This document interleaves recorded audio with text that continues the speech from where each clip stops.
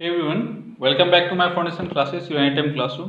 तो गैस 7:30 बज चुका है और 7:30 बजे सुबह पर डे आप क्या लगाते हो? आप लगाते हो वन लर्नर टेस्ट सीरीज, ठीक है, जिसमें होते हैं 50 क्वेश्चंस। और इस वीक आपका जो भी आप पढ़ोगे, ठीक है, मंडे टू फ्राइडे, उसका टेस्ट आपका होगा सैटरडे को। ये आप सभी को पता है, सैटरडे को शाम में 8:30 में आपका जो भी आप सप्ताह भर में पढ़ते हो उसी का टेस्ट होता है। तो उसमें आप सभी जरूर आओ और अपना स्कोर भी जरूर अपडेट किया करो, ताकि मुझे भी पता चले आप लोगों ने कितना मेहनत किया है, ठीक है। तो चलिए, आज है टेस्ट नंबर 40, तो स्टार्ट करते हैं आज का टेस्ट। तो आज का आपका पहला क्वेश्चन है, बीजापुर का गोल गुंबज किस सुल्तान से संबंधित है? बीजापुर का गोल गुंबज किस सुल्तान से संबंधित है? किससे संबंधित है ये संबंधित है यूसुफ आदिल खान से, आदिल शाह से। किससे? यूसुफ, ठीक है, सॉरी, यूसुफ आदिल शाह, यूसुफ आदिल शाह से बीजापुर का गोल गुंबद संबंधित है। अगला क्वेश्चन है, भारत आयन का सबसे अधिक निर्यात किस देश में करता है? भारत आयन यानी लोहा का निर्यात सबसे अधिक किस देश में करता है? अब ये बहुत ही अच्छा क्वेश्चन है, आपको ध्यान से पढ़ना है। क्वेश्चन पूछा क्या जा रहा है? आपसे पूछा जा रहा है, भारत आयन का सबसे अधिक निर्यात किस देश में करता है? तो किस देश में करता है? ये करता है चाइना में, ठीक है। अगर यहाँ आपसे क्वेश्चन दिया जाता कि भारत सबसे अधिक किससे आयात करता है, तो आपका आंसर कुछ और होता, आंसर होता ऑस्ट्रेलिया, ठीक है।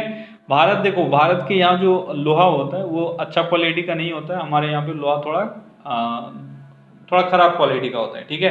तो चाइना हमारा जो खराब क्वालिटी का लोहा है उसको इंपोर्ट करता है बहुत अधिक मात्रा में, फिर ये ऑस्ट्रेलिया से भी इंपोर्ट करता है। यानी सबसे अधिक वर्ल्ड में जो आयन इंपोर्ट करता है वो है चाइना, और फिर मिक्स करके ये अलग अलग चीज़ों को बनाता है। और भारत जो इंपोर्ट करता है, सॉरी, एक्सपोर्ट करता है, उसमें दूसरे स्थान पे है जापान। तो दोनों देशों का नाम आपको याद रखना चाहिए, ठीक है। अगला क्वेश्चन है, विश्व में सर्वाधिक लोकप्रिय खेल कौन सा है? विश्व में सर्वाधिक लोकप्रिय खेल कौन सा है? जल्दी बताओ, कौन सा खेल है वो? तो बहुत सारे बच्चों को लगेगा क्रिकेट सबसे अधिक लोकप्रिय है, लेकिन क्रिकेट से भी लोकप्रिय है फुटबॉल, ठीक है। अगला क्वेश्चन है, इंद्रधनुष में नारंगी और हरे के बीच कौन सा रंग होता है? नारंगी और हरा, इन दोनों कलर को लोगे तो बीच में कौन सा मिलेगा? तो मैंने आपको याद रखने का एक ट्रिक कभी ना कभी बताया होगा, वो है बैजानी हा पीनाला। बैजानी हा पीनाला, ठीक है। इसको याद रखना है, इसमें सारे कलर हैं और ऊपर से लेकर नीचे तक सारे आपको मिल जाएंगे। इसमें आपसे क्या पूछा जा रहा था? नारंगी और हरा। तो बैजानी, नी से हो गया, सॉरी, हापी नाला, ना से हो गया नारंगी, और हरा यहाँ पे हरा, और दोनों के बीच में कौन सा आया? पीला। तो आपका आंसर क्या होगा? आपका आंसर होगा पीला। इस तरह का कोई भी क्वेश्चन आपसे पूछा जा सकता है, ठीक है। चलिए बढ़ते हैं अगले क्वेश्चन की तरफ। अगला क्वेश्चन क्या है? अगला क्वेश्चन है, थानुमलयन, क्या है नाम इसका? थानुमलयन मंदिर, जो ब्रह्मा, विष्णु और महेश के लिए प्रसिद्ध है, किस राज्य में स्थित है? थानुमलयन मंदिर ये किस लिए फेमस है? कई बार आपसे डायरेक्ट क्वेश्चन पूछा जाता है, ब्रह्मा, विष्णु और महेश के लिए प्रसिद्ध मंदिर कौन सा है? तो आपका हो जाएगा थानुमलयन मंदिर। और ये किस राज्य में स्थित है? तो ये स्थित है तमिलनाडु में। किस राज्य में स्थित है? तमिलनाडु में ये स्थित है, ठीक है। अगला क्वेश्चन है, जलपाड़ा वन्यजीव अभ्यारण्य कहाँ स्थित है? जलपाड़ा वन्यजीव अभ्यारण्य कहाँ स्थित है? जलपाड़ा वन्यजीव अभ्यारण्य कहाँ स्थित है? कहाँ स्थित है? ये स्थित है कहाँ? जल्दी बताओ। वेस्ट बंगाल में। कहाँ स्थित है? वेस्ट बंगाल में जलपाड़ा वन्यजीव अभ्यारण्य स्थित है। तो जलपाड़ा जगह है वेस्ट बंगाल में, ठीक है। और अगर आपसे वेस्ट बंगाल में डिस्ट्रिक्ट पूछ लिया जाए तो क्या हो जाएगा? वो होगा आपका डिस्ट्रिक्ट उत्तर मदारीहाट। उत्तर मदारीहाट इस डिस्ट्रिक्ट का नाम है, जहाँ पे जलपाड़ा वन्यजीव अभ्यारण्य है। अगला क्वेश्चन है, मजदूर दिवस कब मनाया जाता है? मजदूर दिवस कब मनाया जाता है? तो मजदूर दिवस 1 मई को मनाया जाता है, ठीक है। अगला क्वेश्चन है, नॉर्वे की राजधानी क्या है? नॉर्वे की राजधानी, तो नॉर्वे की राजधानी क्या है? ये है ओस्लो, आप सभी जानते हो, ठीक है। अगला क्वेश्चन है, दाब का फॉर्मूला क्या होता है? दाब का फॉर्मूला क्या होता है? दाब से आप क्या समझते हो? आपको वही बताना है। तो देखो दाब का अगर आपको डेफिनेशन पता है तो वहां से फॉर्मूला लिख सकते हो, फॉर्मूला पता है तो वहां से डेफिनेशन लिख सकते हो। तो क्या होता है, ये होता है बल, ठीक है, क्या होता है, दाब का बल अपॉन क्षेत्रफल यानी एरिया, ठीक है, क्या होता है, बल अपॉन क्षेत्रफल, ये होता है दाब का फॉर्मूला। तो इस तरह के क्वेश्चंस भी आपसे पूछे जाते हैं, ठीक है। अगला क्वेश्चन है प्रत्यास्था गुणांक का मात्रक क्या होता है। प्रत्यास्था गुणांक का मात्रक क्या होता है।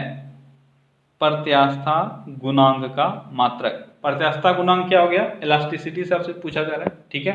इलास्टिसिटी कांस्टेंट का जो मात्रक है वो क्या होता है, क्या होता है, ये होता है न्यूटन मीटर स्क्वायर, न्यूटन पर मीटर स्क्वायर, क्या होता है, न्यूटन पर मीटर स्क्वायर, ठीक है। अगला क्वेश्चन है एक जूल कितने रुपए के बराबर होता है। रुपए नहीं है, एक जूल कितने, जूल को हम लोग किसमें लिख सकते हैं, अर्ग में, ठीक है। तो आप बताओ एक जूल कितने अर्ग के बराबर होता है, कितने अर्ग के बराबर होता है, 10⁻⁷ अर्ग के बराबर होता है। अगला क्वेश्चन है फतेहपुर सिकरी का निर्माण किसने करवाया था। बहुत ही आसान क्वेश्चन, फतेहपुर सिकरी का निर्माण अकबर के द्वारा करवाया गया था, किसके द्वारा, अकबर के द्वारा। अगला क्वेश्चन है एक वाट घंटा कितने जूल के बराबर होता है। एक वाट घंटा, ये मैंने आपको पढ़ा रखा है, एक वाट घंटा कितने जूल के बराबर होता है, ये होता है लगभग 3600 जूल के बराबर, ठीक है, 3600 जूल के बराबर होता है एक वाट घंटा। अगला क्वेश्चन है कलकत्ता हवाई अड्डा का नाम क्या है। कोलकाता हवाई अड्डा को हम लोग किस नाम से जानते हैं। तो ऑप्शन देखोगे तो ये क्वेश्चन आपके लिए थोड़ा आसान हो जाएगा, क्योंकि ऑप्शन देकर आप सभी कर लोगे इसको। तो यह है सुभाष चंद्र बोस हवाई अड्डा, क्या है, सुभाष चंद्र बोस एयरपोर्ट, ठीक है, क्लियर है। अगला क्वेश्चन है पोलियो का टीका किसने खोजा। पोलियो का टीका किसने खोजा। तो जॉन ई सॉल्क के द्वारा पोलियो का टीका खोजा गया था। अगला क्वेश्चन है कार्बन के आइसोटोप में प्रोटॉनों की संख्या कितनी होती है। बहुत ही बेहतरीन क्वेश्चन, जल्दी बताओ, कार्बन के आइसोटोप में प्रोटॉनों की संख्या कितनी होती है, कितनी होती है, तो ये होती है 6। अब इसलिए ये आपका बेहतरीन क्वेश्चन के कैटेगरी में आता है, क्योंकि ये बहुत ही आसान क्वेश्चन है और आप सभी इसमें गलती करोगे। यहाँ पे दो चीज़ों को आपको याद रखना जरूरी है, ये आइसोटोप का डेफिनेशन क्या होता है और कार्बन का जो प्रोटॉन का संख्या है वो कितना होता है। तो आइसोटोप क्या होता है, आइसोटोप, इसमें बस कीवर्ड आपको याद रखना है कि आइसोटोप में न्यूट्रॉन का जो संख्या है वो डिफरेंट होता है, प्रोटॉन का संख्या सेम होता है, ठीक है।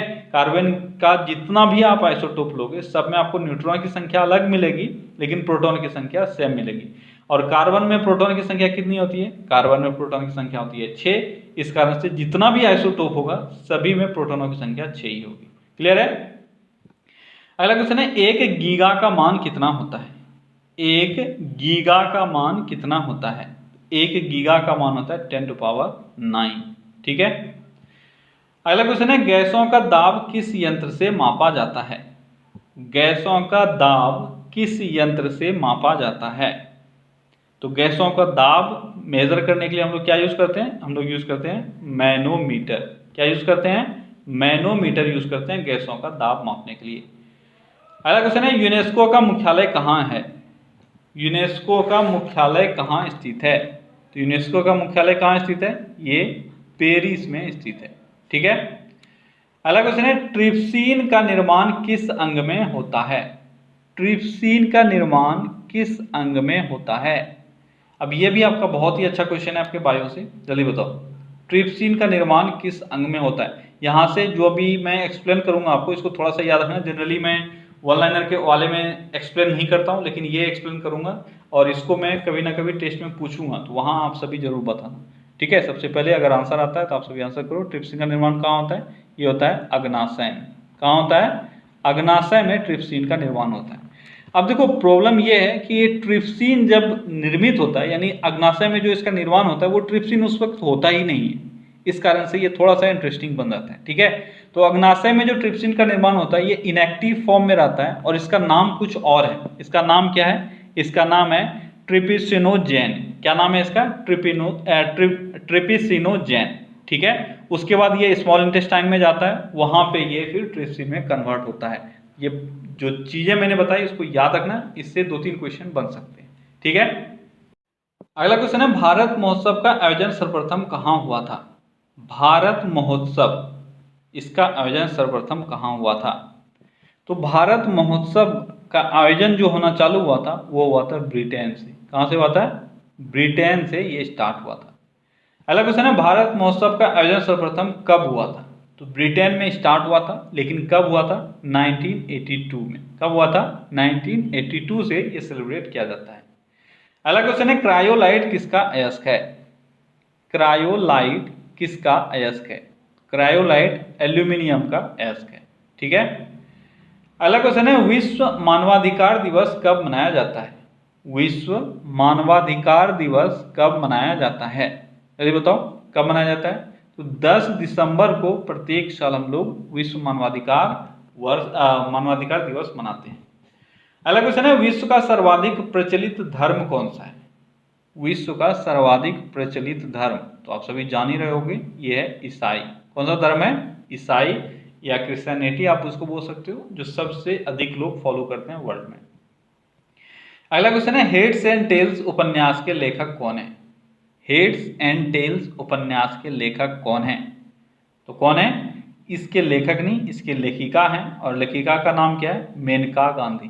क्या नाम है इनका? मेनका गांधी। ठीक है। तो बुक का नाम है हेड्स एंड टेल्स, ये मेनका गांधी के द्वारा लिखा गया है। अगला क्वेश्चन है, आईडीबीआई की पेरेंट कंपनी कौन सी है? आईडीबीआई की पेरेंट कंपनी, आईडीबीआई की पेरेंट कंपनी। आईडीबीआई का फुल फॉर्म क्या होता है, ये भी मुझे जल्दी से बताओ कमेंट में। दोनों चीज आपको बताना है। इसकी पेरेंट कंपनी कौन सी है? तो ये है एलआईसी। बहुत इंपॉर्टेंट है, याद रखना। आईडीबीआई की पेरेंट कंपनी है एलआईसी, और आईडीबीआई का फुल फॉर्म क्या होता है? ये होता है industrial development bank of India. ठीक है। अगला क्वेश्चन है, पुष्टि मार्ग के संस्थापक कौन है? पुष्टि मार्ग के संस्थापक कौन है? पुष्टि मार्ग के संस्थापक कौन है? कौन है? यह है वल्लभाचार्य। वल्लभाचार्य हैं पुष्टि मार्ग के संस्थापक। अगला क्वेश्चन है, पुष्टि मार्ग किस भक्ति से संबंधित है? यानी किस भगवान का भक्ति इसमें जो है इंपॉर्टेंस है, किस भगवान के भक्ति को ज्यादा दिया जाता है? कौन सा भक्ति है वो है कृष्ण भक्ति। ठीक है। ये कृष्ण भक्ति से संबंधित है। क्लियर है? चलिए बढ़ते हैं अगले क्वेश्चन की तरफ। अगला क्वेश्चन है, यदि दो समतल दर्पण के बीच का कोण नहीं है, ये कौन है? टाइपिंग एरर हुआ है। ठीक है। यदि दो समतल दर्पण के बीच का कोण 60 डिग्री हो तो बने हुए प्रतिबिंब की संख्या कितनी होगी? भूली बिसरी यादें ताजा हो रही है? बहुत पहले मैंने ये पढ़ाया था। जल्दी बताओ, टाइम लो थोड़ा सा और इसको निकालो, जल्दी से सॉल्व करो और निकालो। दो समतल दर्पण के बीच का कोण जो है वह है 60 डिग्री, तो बने हुए प्रतिबिंबों की संख्या कितनी होगी? जिसको आ रहा होगा फॉर्मूला, अभी तक आपने निकाल लिया होगा। इसका एक बेसिक फॉर्मूला होता है, वो होता है 360/n-1। क्या होता है? 360/n-1। ये बेसिक फॉर्मूला है। फिर ऑड और इवन में ये चेंज हो जाता है। ठीक है, वो मैं अभी नहीं बता रहा हूँ, टाइम लग जाएगा।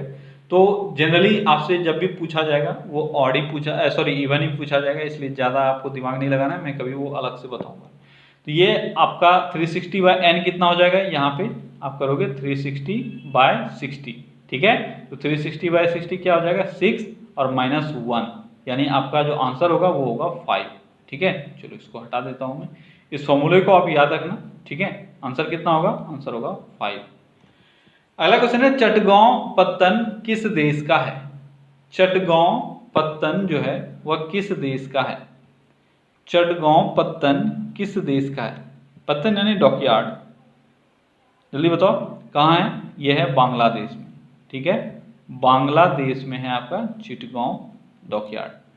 अगला क्वेश्चन है, अल्पसंख्यकों के लिए राष्ट्रीय आयोग का गठन सर्वप्रथम कब हुआ था?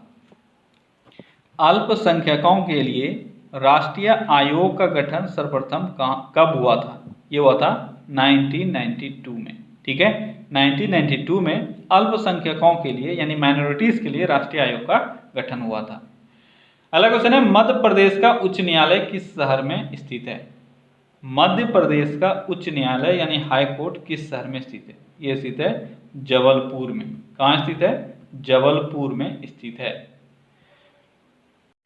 अगला क्वेश्चन है, कोंकण रेलवे महाराष्ट्र से प्रारंभ होकर किस जगह तक जाती है? कोंकण रेलवे जो है महाराष्ट्र से चालू होती है और इसके बाद यह किस जगह तक जाती है आपको वो बताना है। कहाँ तक जाती है, किस राज्य तक जाती है? तो ये कर्नाटक तक जाती है। ठीक है, कोंकण रेलवे का रूट जो है यह महाराष्ट्र से स्टार्ट होकर गोवा होते हुए कर्नाटक में मंगलौर तक ये जाती है। ठीक है, अगला क्वेश्चन है, भारत का मल्टी कमोडिटी एक्सचेंज का हेडक्वार्टर कहाँ है? मल्टी कमोडिटी एक्सचेंज का हेडक्वार्टर, मल्टी कमोडिटी एक्सचेंज का हेडक्वार्टर कहाँ स्थित है? कहाँ स्थित है? ये मुंबई में स्थित है। ठीक है, अगला क्वेश्चन है, भारत में मल्टी कमोडिटी एक्सचेंज की स्थापना कब हुई थी? तो अभी आपने देखा मल्टी कमोडिटी एक्सचेंज का हेडक्वार्टर जो है वह मुंबई में है और इसकी स्थापना कब हुई थी? इसकी स्थापना हुई थी 2003 में। अगला क्वेश्चन है, ब्रिटिश काल में सूती वस्त्र का प्रमुख उद्योग फोर्ट गैलेस्टर जो कोलकाता में स्थित है यह कब स्थापित किया गया था? फोर्ट गैलेस्टर में ब्रिटिश काल में एक सूती का उद्योग स्थापित किया गया था, आपको ये बताना है कब। ये किया गया था 1818 में। ठीक है, अगला क्वेश्चन है, निर्धनता निवारण व रोजगार कार्यक्रम के तहत काम के बदले अनाज कार्यक्रम की शुरुआत कब हुई थी?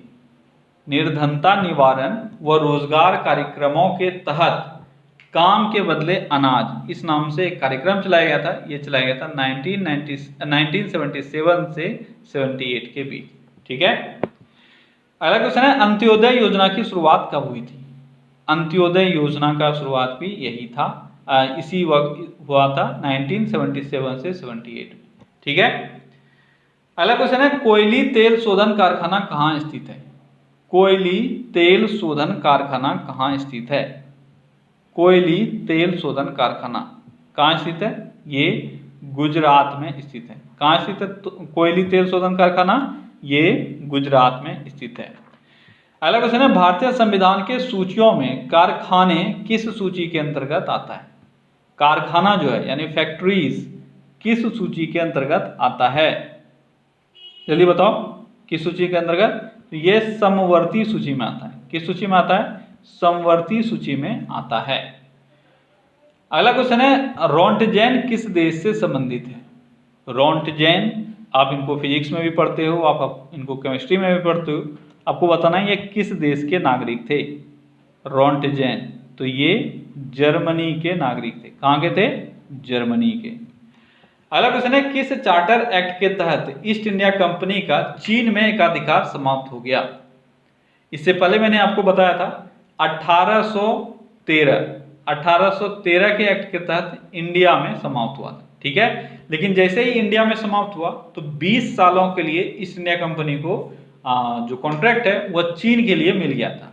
तो 20 साल बाद इसका समाप्त हुआ, यानी 1813 में अगर इंडिया में समाप्त हुआ तो 1833 के चार्टर एक्ट के तहत ईस्ट इंडिया कंपनी का चीन में एकाधिकार समाप्त हो गया। अगला क्वेश्चन है, कनाडा किस महाद्वीप का सबसे बड़ा देश है? कनाडा किस महाद्वीप का सबसे बड़ा देश है? जल्दी बताओ, तो कनाडा किस महाद्वीप में स्थित है? तो आप सभी को पता होना चाहिए, अगर नहीं पता है तो ये पता होना चाहिए, कनाडा जो है वह नॉर्थ अमेरिका में। कहाँ है? नॉर्थ अमेरिका में, क्योंकि बहुत बड़ा देश है और बहुत ही फेमस है। इन सारे देशों का कम से कम आपको कॉन्टिनेंट पता होना चाहिए। ठीक है, अगला क्वेश्चन है, डंकन पास कहाँ स्थित है? डंकन पास कहाँ स्थित है?